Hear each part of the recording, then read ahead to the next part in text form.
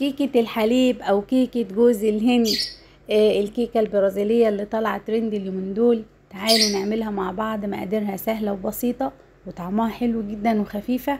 تعالوا نجربها مع بعض ونشوف مقاديرها. معايا هنا 4 بيضات، معاهم فانيليا.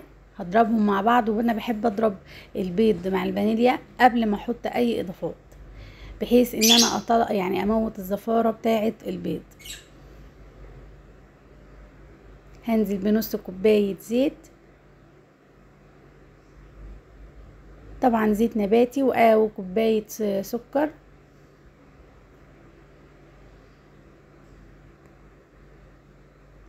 وابدأ اضرب المقادير بقى مع بعضها.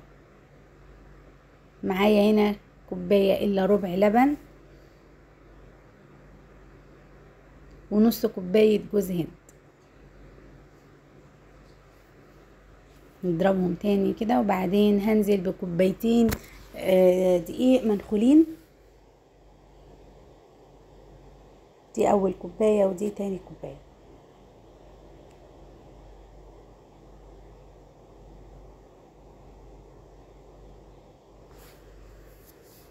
معلقة بيكنج باودر بقى، ونقلب المقادير دي كلها ببعض.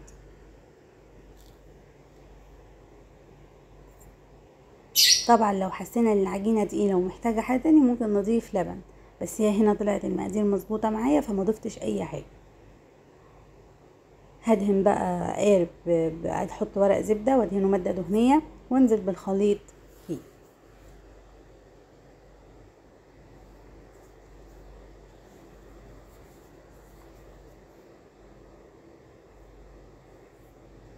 طبعا قبل ما ابتدي اعمل الكيكه، وانا بعمل الكيكه بكون مشغله الفرن يسخن، وادخل القارب بقى الفرن.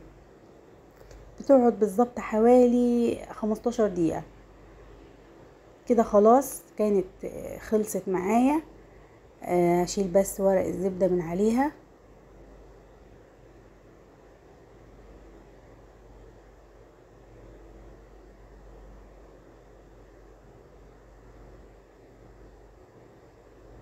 هبدأ بقى، انا حاسه ان في حته عاليه سيكه، فهبدأ اسويها عشان تبقى كلها نفس الحجم، ما تبقاش في حته عاليه فيها.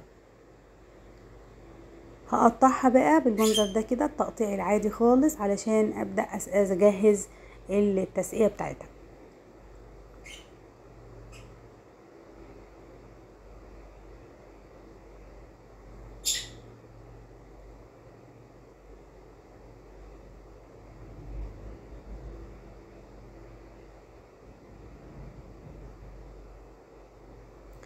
التسقية بتاعتها هنا انا معايا كوباية جوز هند، معايا كوباية ونص لبن، ومعايا هنا كمان كوباية حليب مكثف.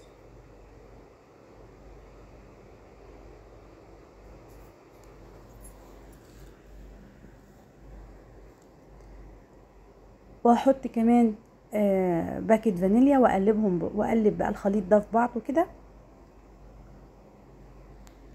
دي التسقية بتاعتها. هبدأ اخد قطع الكيكة واحطها في الحليب بالمنظر ده كده، لغاية ما تتشرب من الحليب من كل النواحي كده. وبعدين بنزل بيها في جوز الهند الموجود عندي من كل الجوانب برضه.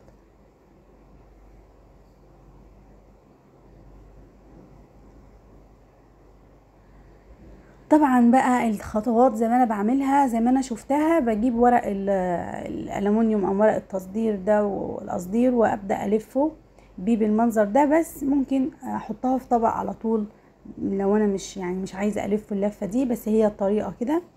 واحطها بقى، عايزه تتحط في التلاجة ساعه كده تسقع.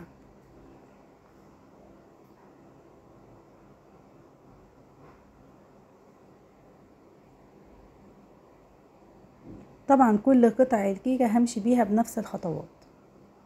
بكون مجهزه الورق وقصاه، وزي ما قلتلك لو مش متوافر الورق ده ممكن ترصيها في طبق بالوضع ده كده، وتغطيها وتدخليها التلاجة.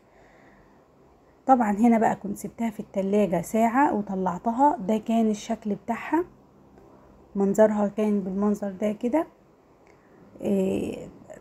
طبعا لما سقعت كمان كان طعمها جميل جدا، جوز الهند مسك فيها خالص. طعم التغميسة بتاعتها مع طعم الكيكة وجوز الهند كان رهيب. هما بيقولوا عليها الكيكة برازيلية، بس هي صراحة فكرة حلوة وطعمها جميل جدا. جربوها وبألف هنا وشفا.